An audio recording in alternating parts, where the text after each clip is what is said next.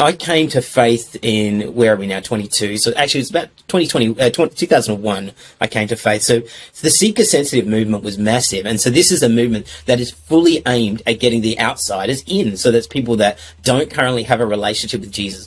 Get them in the building, make church compelling and interesting and contemporary. And I think that word contemporary is pretty important for the seeker-sensitive movement.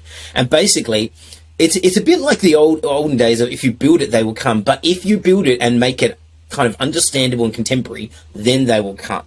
And that worked up to a point. And I really honor the seeker-sensitive movement because their hearts were in a place of going, I want to be a church for the unchurched. And I love and respect that. And honestly, I keep that DNA.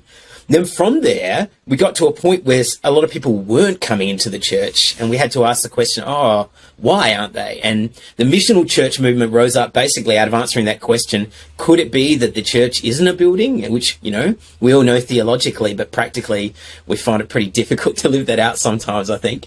And so the missional church made that real impetus of what if we went out to where the people are? So rather than getting the people to come in here, we went out to be among the people. So we took mission as a primary sense of our vocation and went out and were missional daily.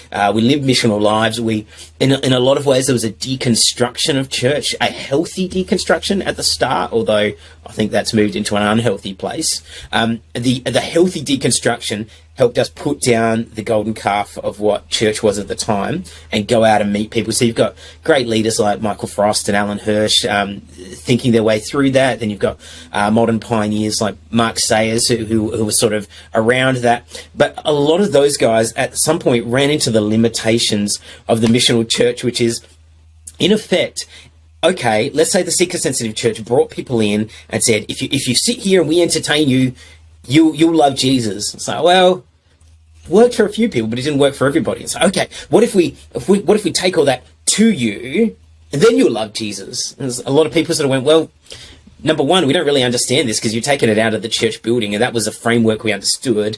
But number two, we just don't want it. So you can have church in a cafe, but it's no more appealing to us than if you did it in a giant auditorium. And so I feel like when COVID hit, that was really the death of the missional church movement. And as I was saying to you beforehand, Tina, I really want to be careful to use the word movement. Churches, please be missional. Please be missional in your thinking and in your behavior. But that movement, I feel, really came to an end when COVID began because, what can we do? You can't go out to the people when you're locked down. And we've tried to do it in a digital way, and that's had different levels of success. It's been something that absolutely had to happen. We've had to work hard at being a digital church. That's been a necessary move for us. But it's not sufficient. And I don't think any of the people that are really at the front end of the digital movement that have said, digital church is the future, you find very few of them that say this is the only future. Most of those church leaders are also saying we want to find a way to be gathered with our people. But the problem is the people that we want the unchurched to come and gather with are no longer discipled well enough to disciple those people.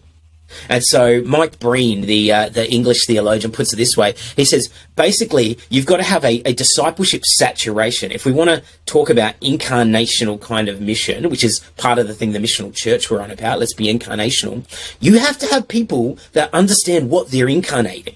Like, what do they know what it means to be a disciple? Because if they don't, and you bring somebody in and you say, hey, come and spend life with us. Yes, come to church on Sunday and have an awesome time. Seeker sensitive. Yes, it's not just about Sunday. It's about the rest of life. It's about going out. It's being vocational. It's missional, the missional movement. But if you do those things, and the people you do those things with can't effectively disciple you into the kind of disciple that makes other disciples, then the game's over. We've actually lost what we're meant to do. And unfortunately, in Australia and in a lot of the West, I think that's where we've hit. We've hit a place where we have discipled poorly for a long period of time. And this is not a finger pointing. This is a hand raised kind of moment. We've discipled poorly for a long period of time.